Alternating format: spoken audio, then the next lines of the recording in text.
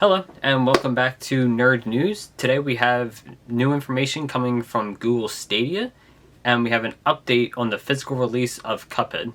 Let's get started. First up, let's start with some extra news from yesterday that I didn't really get a chance to cover, and that's Skull and Bones has been delayed March 9th of next year. They put this thing coming out like the same day as God of War, or like the day before or something. It was really, really close to God of War. Not only is October and November just already incredibly crowded, it wasn't going to compete with Pokemon and God of War. It just wasn't. The game doesn't even look good, to be honest. The game looks like trash, but it was never going to compete with God of War and Pokemon. So this delay is probably for the best for the game.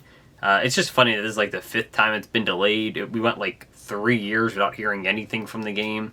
And they came back with it, and it doesn't look very good. Hopefully that's a better release window for it, but honestly, I don't see it getting a good release window. There's no good release time for a bad game, to be honest. And one more small side note, C.A.R.L, the game being created by Nintendo, is out today. I highly recommend going to check it out. It's getting really good reviews. I've seen a lot of it that looks really, really good.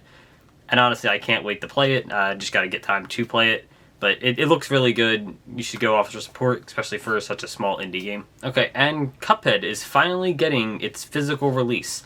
There was announced to be a physical release years ago for Cuphead, and it was being put off until the DLC was done, and the DLC is finally done. So now that we have the Delicious Last Course, the physical edition will be coming, and it will include the Delicious Last Course, presumably just on the disc or cart, because it's coming to the Xbox, the PlayStation, and the Switch. This is really good news. I'm really excited to play it, and I can't wait till the physical release comes.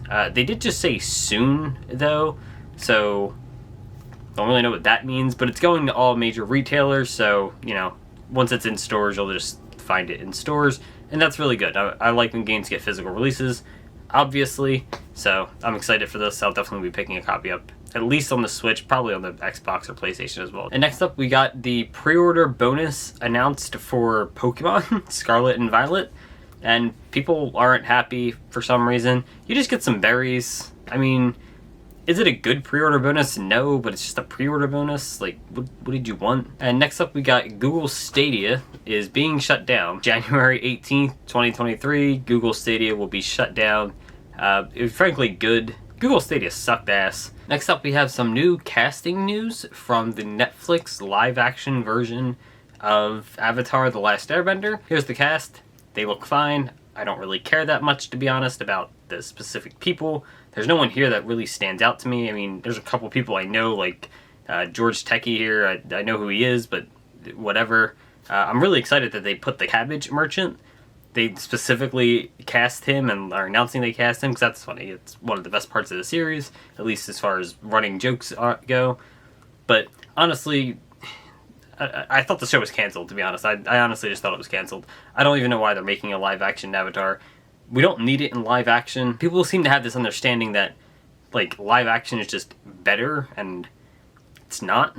Avatar was made as a cartoon. It's a cartoon first, and putting it into live action, honestly, is kind of just disrespectful to the source material to begin with. It was made to be a cartoon. It works as a cartoon, and it's a fantastic cartoon. There's no reason to put it into live action. There's nothing you're gaining from it. The only thing you can get is losing some of the animated qualities. Some things are just better in animation. The weird faces, the quirkiness is just, that's only going to come from animation. You're not going to get that in live action. There's just no way to get that in live action. I just don't see a reason to remake a great show that was animated in live action. It honestly just kind of takes some of the soul out of the show. So I don't really care that much about the Netflix live action. I honestly just thought it was canceled. The only reason I'm bringing it up for this episode is because I thought it was canceled. I think it's pretty funny that, no, this show's still being made. Speaking of animation and cartoons, Devil is a Part-Timer Season 2 is getting a sequel. Don't know why it doesn't just say Season 3. Well, maybe the whole series is just getting a sequel. They're giving it a new name or something, but Devil is a Part-Timer will be getting more, and that's good. I watched the first season. I really liked the first season. I haven't had a chance to catch up on the second season. I don't know if it's been dubbed yet. I think I've mentioned this before, I don't do English subtitles super well. I can't read and watch TV at the same time. I just can't. I can't focus that well. I will if I have to, but it's just not something I really like doing. So I'd rather wait for a dub. Don't know if there is one yet, but hopefully there is, or at the very least one is coming. But I did really like the first season, and I'm excited for the second season, and more is just good. I hope there is more. I can't wait. This looks good. It's a good show. If you haven't watched it, you should check it out. And in Yu-Gi-Oh news, New York City Comic Con is happening eventually. I think this weekend. And if you go to the YuGiOh Konami booth, booth 2019, I believe, you can play some of their games, and they give you a token that can be exchanged for a random prize. One of those prizes you can get will be this plushie of Rescue Rabbit. Holy shit, I need this in my life. I will pay an obscene amount of money to someone who will get me this. This looks amazing. I really want this. I don't know how. Hopefully this gets released as just general merchandise for the show, or the card game, I guess, but this is amazing. I really want one.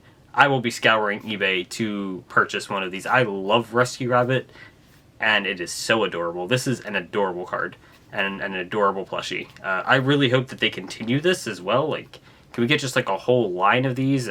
Rescue Rabbit, Rescue Cat, Rescue Ferret, Rescue Hamster. I want all the rescues. I want all of them. Bring them. Give me plushies of every one of them. They are adorable. One of the best series Yu-Gi-Oh cards, even if they're not actually all that good, although a couple of them are really good. I'll take all of them. These are absolutely adorable. And in the last bit of news, this isn't really news, but I, again, would like to talk about it. This was released from Man and Moon. It'll be going up for pre-order this weekend. It is Akiza cosplaying as Yor from Spy Family, and this looks really good. I definitely want this, but I don't know if I'm going to be able to get it. It looks really good, though. Link will be in the description below to their Twitter and website. It's just a really cool deck box. They put out a lot of really good stuff, though. And that's all for today. Thanks for watching. Don't forget, like, comment, subscribe, that kind of stuff down below. Let me know if you actually used Google Stadia, because Google Stadia is kind of lame. I don't know why you would use Google Stadia. I will see you Monday.